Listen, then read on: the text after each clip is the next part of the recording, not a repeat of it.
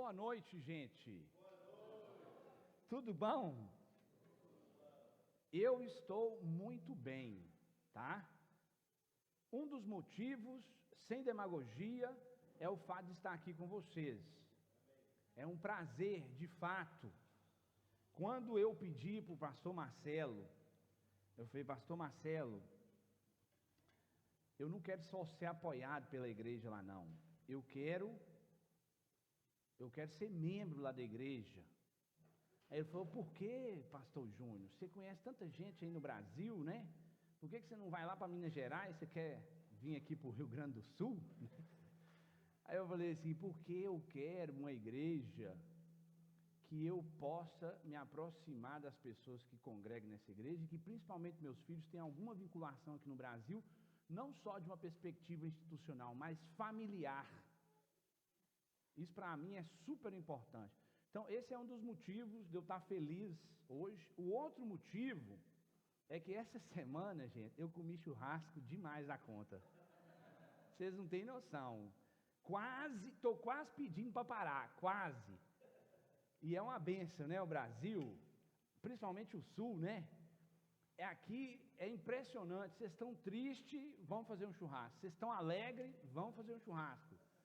Nasce alguém, vamos fazer um churrasco. Morreu alguém, enterrou, vai lá e faz um churrasco. Então isso é uma maravilha, uma cultura assim abençoada, né? Então eu estou muito feliz de estar aqui com vocês. E eu não posso deixar de agradecer a fidelidade que vocês têm ao Senhor Jesus, cuidando de outras famílias no campo missionário. Louvo a Deus pela vida de vocês e oro para que o Senhor dê crescimento a vocês, que multiplique, não só pelo fator número, mas pela proclamação e a salvação de muitos aqui nessa terra, e que muitos possam participar do que Deus está fazendo nas nações, através dos dons, dos talentos e das riquezas que Deus faz com que vocês possam gerar, para ser benefício para vocês, mas também para ser virtude para quem está ao redor de vocês, tá bom? Então tá bom. Então abra a sua Bíblia comigo no Evangelho de Lucas, no capítulo 7, a partir do versículo 36.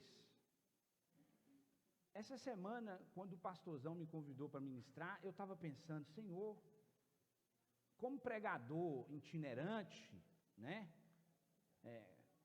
Eu não sou pastor dessa igreja, então quem tem a responsabilidade de conduzir aqui o ensino durante o mês, o ano, são os pastores da igreja. No meu caso, eu preciso,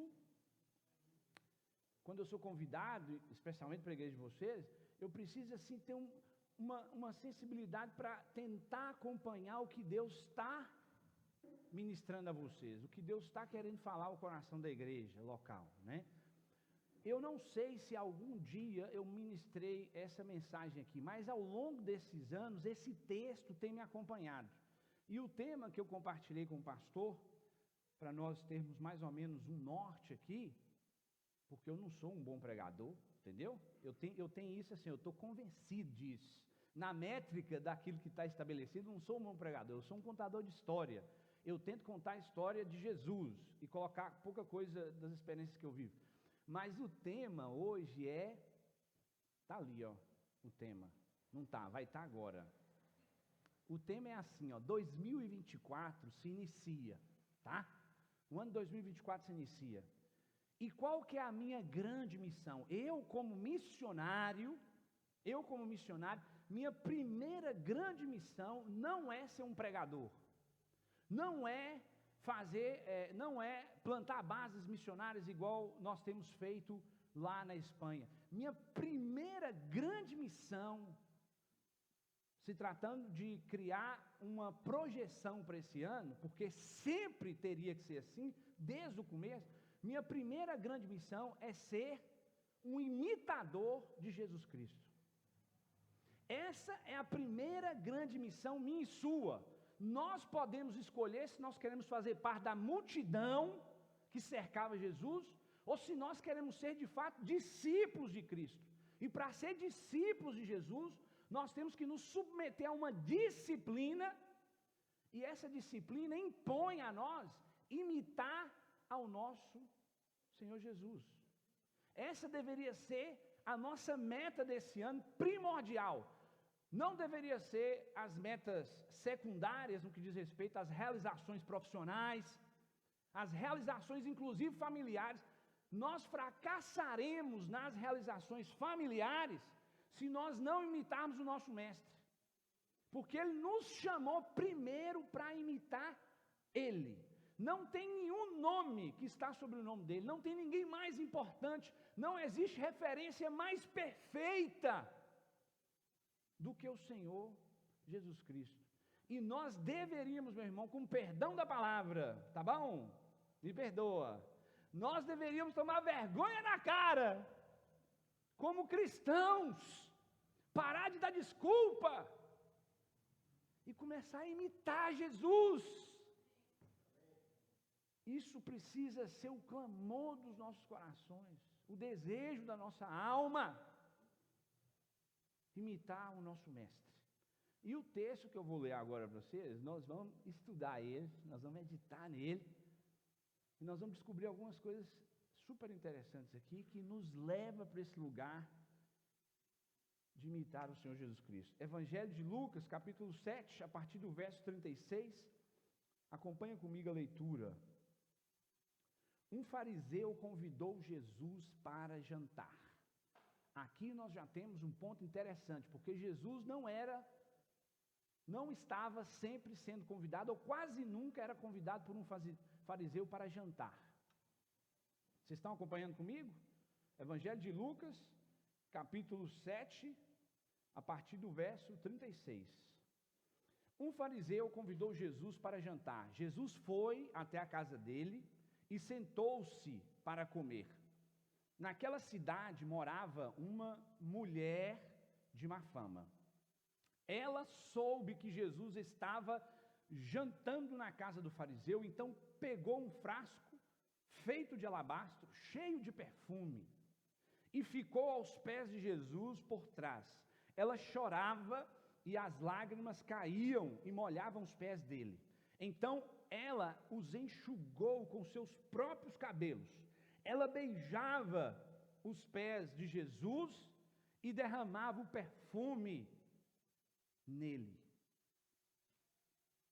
Quando o fariseu viu isso, pensou assim: se este homem fosse de fato um profeta, saberia quem é esta mulher que está tocando nele e a vida de pecado que ela leva. Jesus então disse ao fariseu: Simão, tem uma coisa para lhe dizer. Fala, mestre, respondeu Simão. Jesus disse: 2 homens tinham uma dívida com um homem que costumava emprestar dinheiro. Um deles devia 500 moedas de prata e o outro 50. Mas nenhum dos dois podia pagar ao homem que havia emprestado. Então ele perdoou a dívida de cada um. Qual deles vai estimá-lo mais? Qual deles vai amar mais? Qual deles vai ter mais gratidão? Eu acho que é aquele que foi perdoado, respondeu Simão. Você está certo, disse Jesus. Então virou-se para a mulher e disse a Simão: você está vendo essa mulher? Quando entrei, você não me ofereceu água para lavar os meus pés, porém ela os lavou com as suas lágrimas e os enxugou com seus cabelos. Você não me beijou quando cheguei, ela, porém, não para de beijar os meus pés desde que entrei.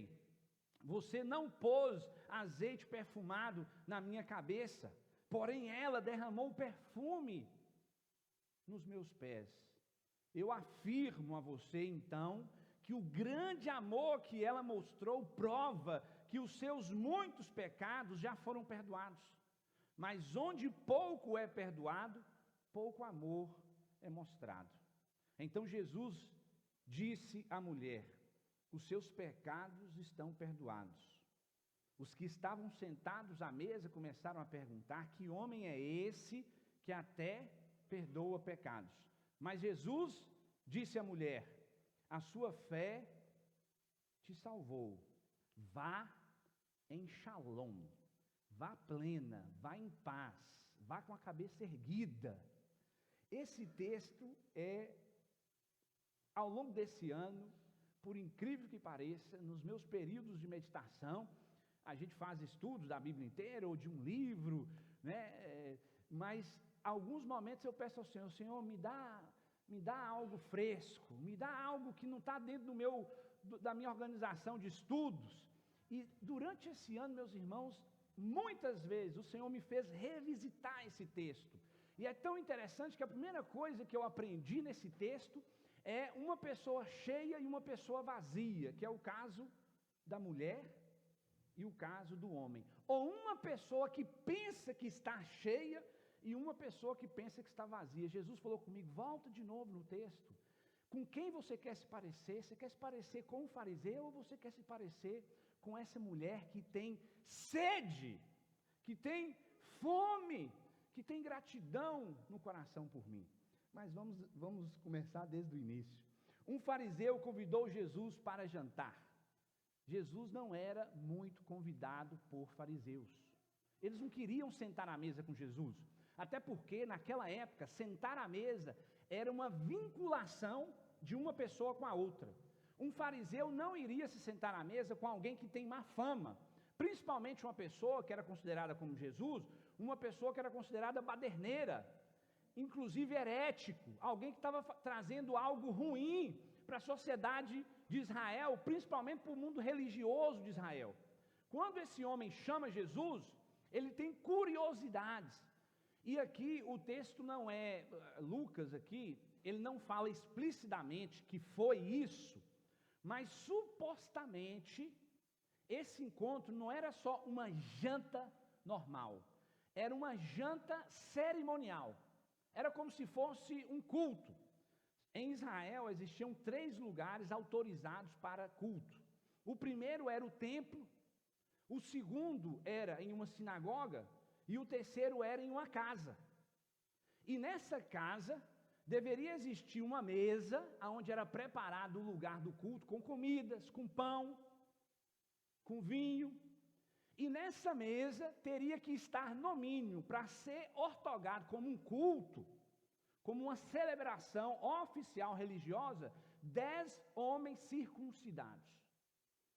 Eu não estou falando que literalmente isso aqui era um culto, mas o que o autor aqui nos mostra, que não era um encontro informal, até porque no final Jesus manifesta para Simão que a recepção que Simão deu para ele foi diferente da recepção da mulher que não era nem anfitriã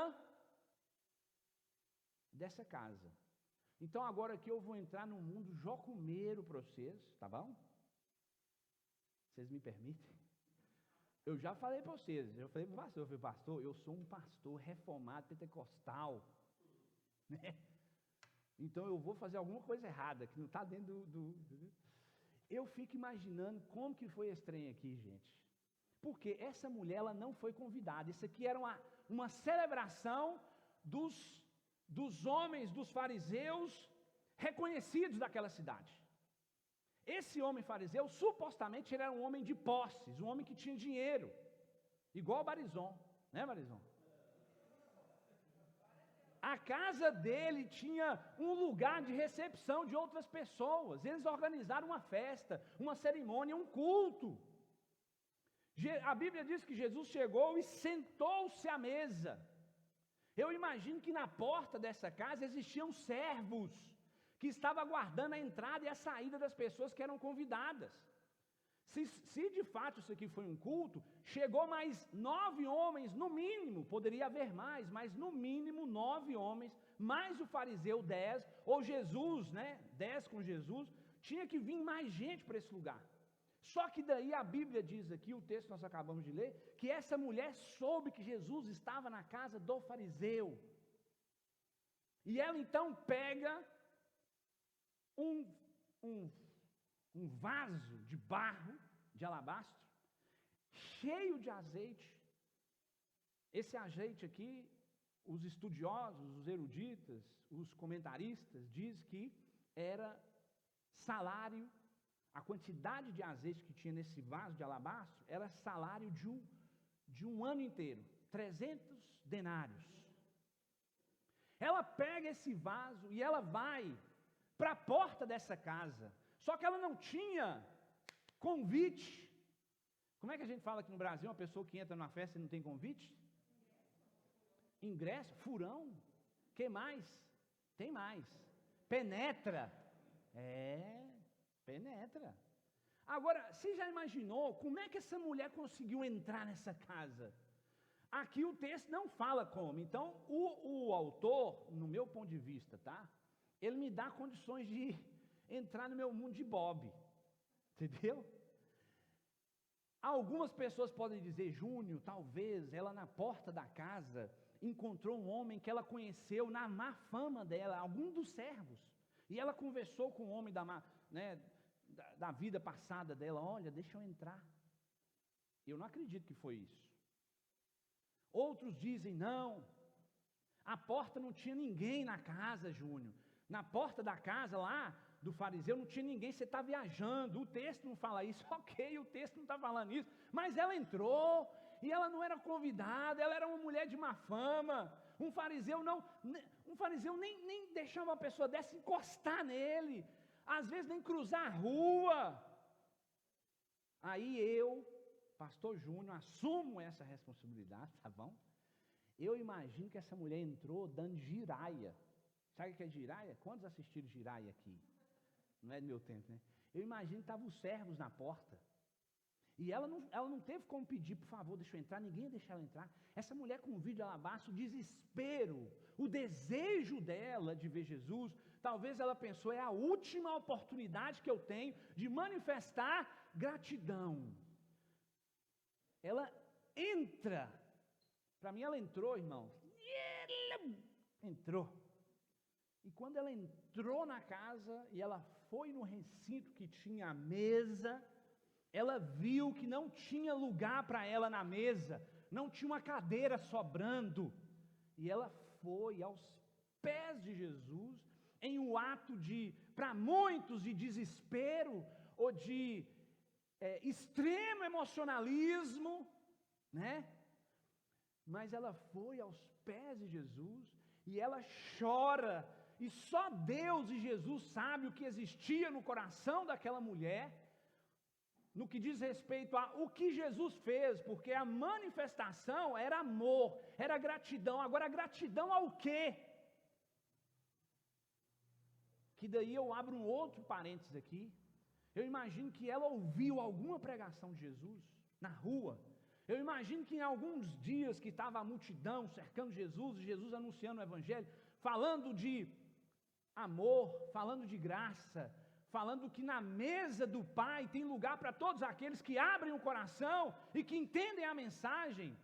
Talvez Jesus, ela não ouviu uma pregação de Jesus, mas talvez um dia Jesus cruzou com ela, e Jesus era um homem já famoso, e ela sabia que Jesus era um mestre, e Jesus olha para ela com um acolhimento que nenhum outro rabino tinha olhado.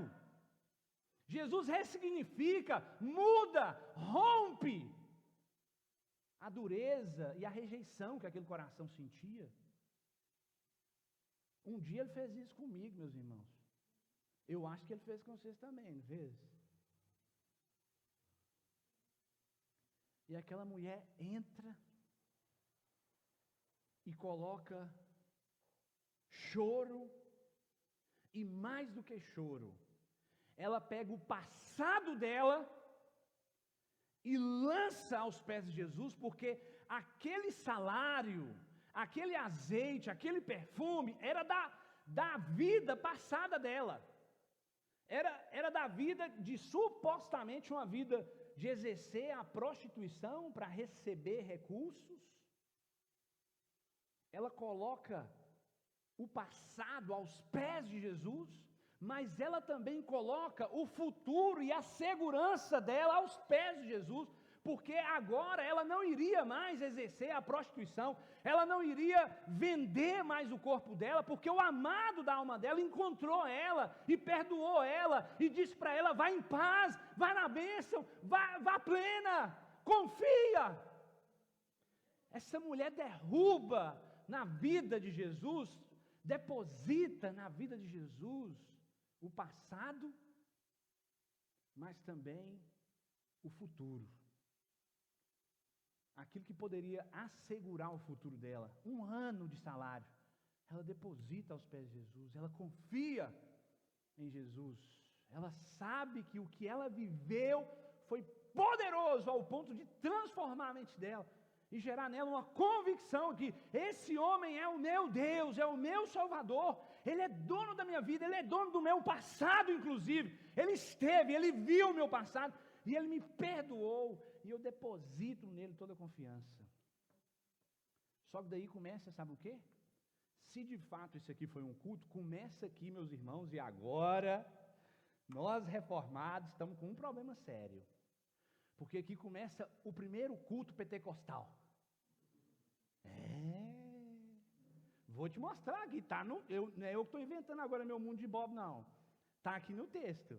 A Bíblia diz que essa mulher chega, e ela faz toda essa lambança, como a gente fala em Minas Gerais, entendeu?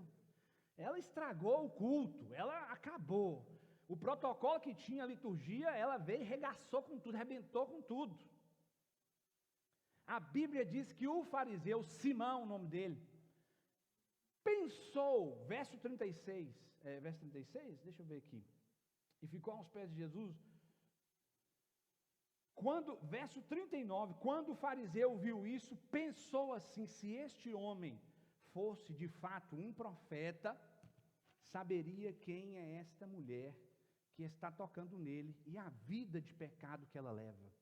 A Bíblia diz aqui que o fariseu pensou, ele estava caladinho, entendeu? No culto, ele estava caladinho, e ele pensou, olhou para Jesus, estava a mesa montada, eu imagino que estava tendo as conjecturas teológicas, comentários de texto, abria a Torá, comentava texto, e eu imagino que comentava como sempre faziam, né? Comentavam provocando uma reação de Jesus, para ver se pegava Jesus em alguma falha. Hoje é assim nos dias atuais, viu? Está igualzinho, está do mesmo jeito, inclusive aqui no Brasil, abrindo um parênteses aqui, entendeu? Eu não tenho dúvidas que o nosso país é um celeiro de bênção para as nações.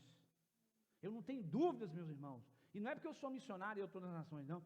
Eu não tenho dúvida, eu trabalho com gente do mundo inteiro, eu estou sentado como liderança na mesa com outros líderes do mundo inteiro. Eu desconheço um povo capaz, que foi criado debaixo da soberania de Deus, da forma que foi criado, nessa miscigenação de raça, capaz de anunciar o Evangelho no mundo como o povo brasileiro.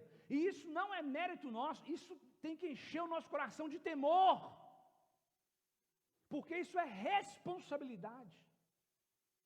Eu desconheço um povo como o povo brasileiro, só que hoje nós estamos vivendo um momento no Brasil de sequestro da nossa vocação, sabia?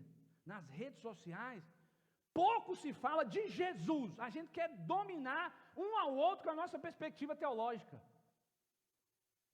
Você vai lá, tem poucos pregadores que os caras estão falando, a não ser que seja transmissões direto das igrejas, mas os influencers hoje, a maioria, eles gastam tempo na internet, dinheiro, para combater a teologia do outro. Se você estuda o que aconteceu no mundo moraviano, quantos aqui conhecem a história dos morávios? Vou dar quanto tempo que eu tenho aqui, pastor? Que agora eu já estou ficando pentecostal aqui. Vou acabar, gente. No mundo moraviano, existiu um avivamento na Alemanha, na cidade de Reinhut. Os alemães aí que me perdoam, não é assim que fala o trem. É um pouco diferente, mas é por aí, Reinhut, tá? Lá tinha um grupo de gente que saiu perseguida da Inquisição de Praga, da região da República Tcheca. Zinzendorf, um homem luterano, temente ao Senhor Deus, recebe esse povo na terra deles e deixa o povo viver lá. Só que lá tinha várias facções religiosas, vários grupos religiosos, os hussitas, os não sei o que, os batistas, anabatistas, todo mundo estava lá, grupos diferentes. Eles faziam no domingo vários cultos separados, os grupos que pensavam teologicamente diferente. E sabe o que acontecia? Eu estou falando isso baseado em, eu fui lá, Eu não estou falando que eu sei o que eu li, não. Eu estive lá, eu pisei, eu fui do lado do sepulcro,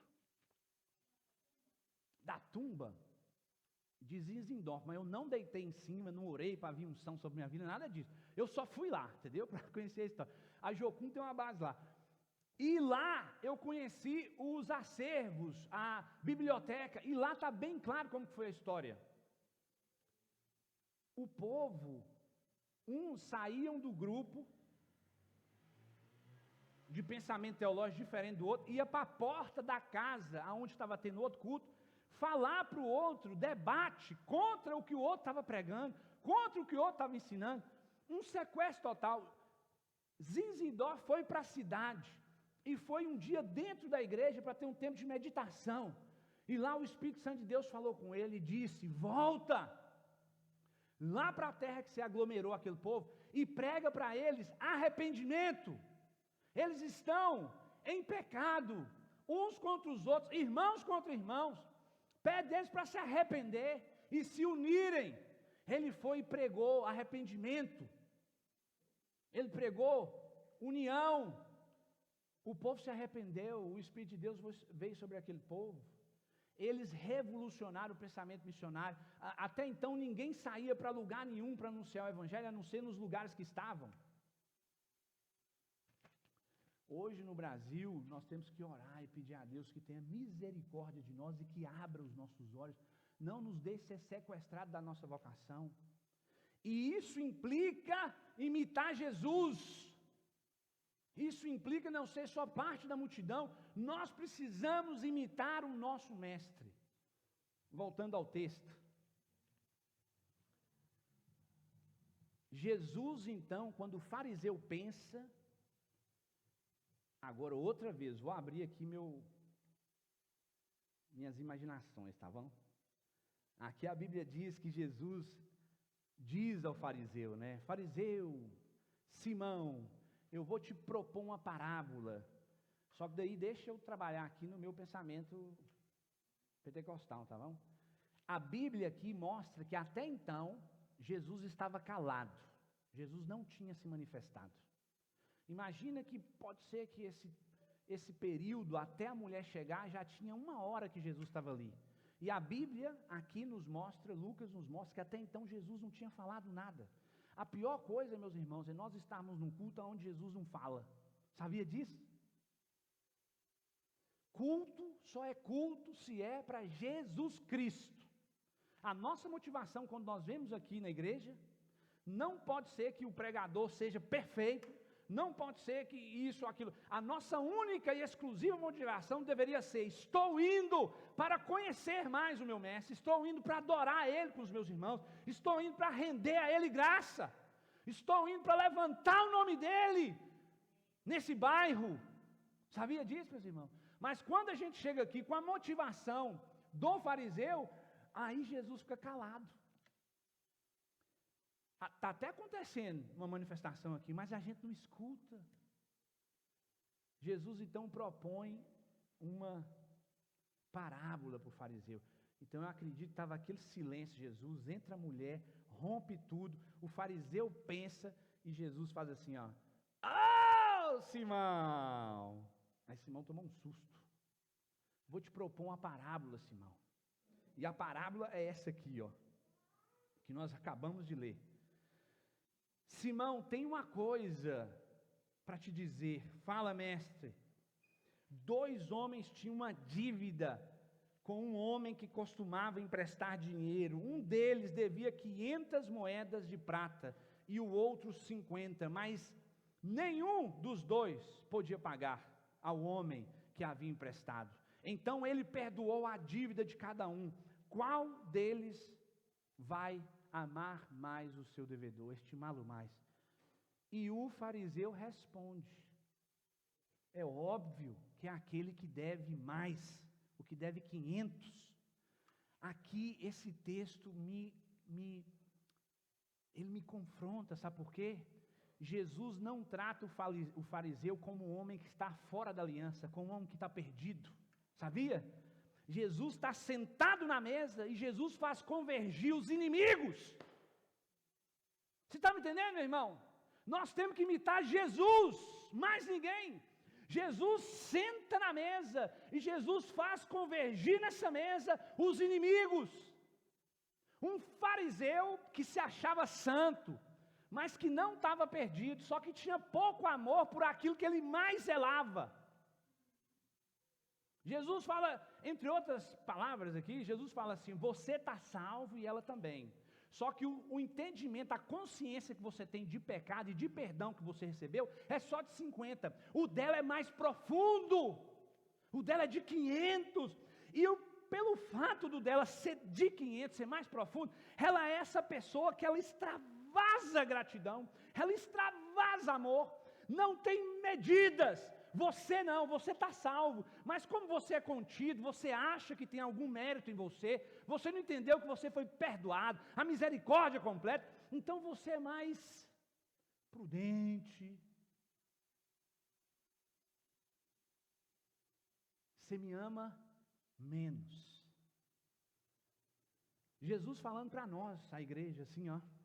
Sim, existe gente salva, uns que ama mais e outros que ama menos.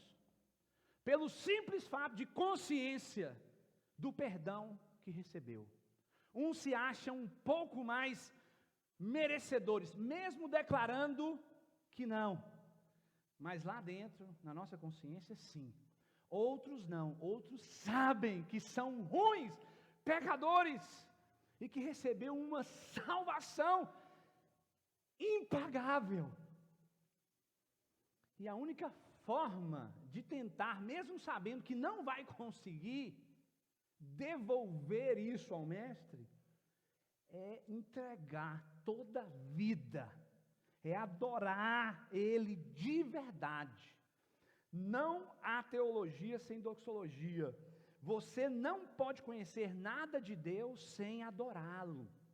Agora existe uma forma de chegar nesse nível de adoração. Eu e você, até que eu e você, a gente não caia mortos aos pés de Cristo, desejosos mesmos, eu quero imitar o Senhor, e a única forma de imitar Ele, é como Paulo disse, eu já não vivo mais, Cristo vive em mim. É a gente cair morto aos pés de Jesus, e pedir para Ele: Senhor, em 2024, eu quero te imitar, eu quero ser como o Senhor, inclusive eu quero perdoar como o Senhor. É uma coisa difícil, né, meus irmãos? A gente é ofendido, ok? E aí a pessoa se arrepende do que fez conosco. E a pessoa fala: me perdoa. Nós deveríamos só perdoar, mas nós exigimos dessa pessoa frutos de arrependimento. No entanto, nós não queremos dar frutos de perdão. Jesus perdoa a mulher naquele mesmo instante, e ela já está na mesa, não naquela mesa física, não naquela mesa religiosa, não naquela mesa fake, falsa. Ela está na mesa do Pai. Jesus fala com ela: vá em shalom, vá plena, vá em paz. Eles vão continuar falando mal de você, vai levar tempo, eles vão te provar, mas você já é minha, você vai em paz, você está cheia de paz, cheia do shalom, cheia de mim mesmo.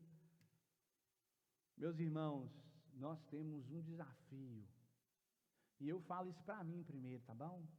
Eu como pastor, eu como missionário, diretor de missão, minha primeira missão não é estar lá na Espanha, anunciar, pregar, não é plantar base, não é nada disso. Minha primeira missão, eu preciso parecer com Jesus. E não é utópico. Ele disse que nós poderíamos parecer com Ele. E eu não estou falando na perspectiva plena, atemporal. Eu estou falando dentro da perspectiva temporal. Na luz que eu recebi hoje, naquilo que eu conheci hoje de Jesus, eu preciso aplicar na minha vida, eu preciso imitar, eu preciso ser igual a Ele. Essa é a nossa grande missão para 2024. Ser igual a Jesus. Feche seus olhos, eu vou orar por nós. Senhor Deus, obrigado porque o Senhor é bom, o Senhor é bom, o Senhor é bom, Pai, e a sua misericórdia, ela se renova, como diz a tua palavra, todos os dias. Que seria de nós, Senhor, se não fosse essa graça, esse amor?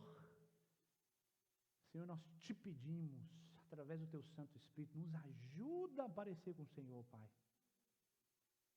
Que essa seja a nossa meta, não só para 2024, mas que a gente renove esse voto com o Senhor em 2024. Senhor, nós queremos nos parecer contigo, Pai. Nos ajuda, nos ajuda.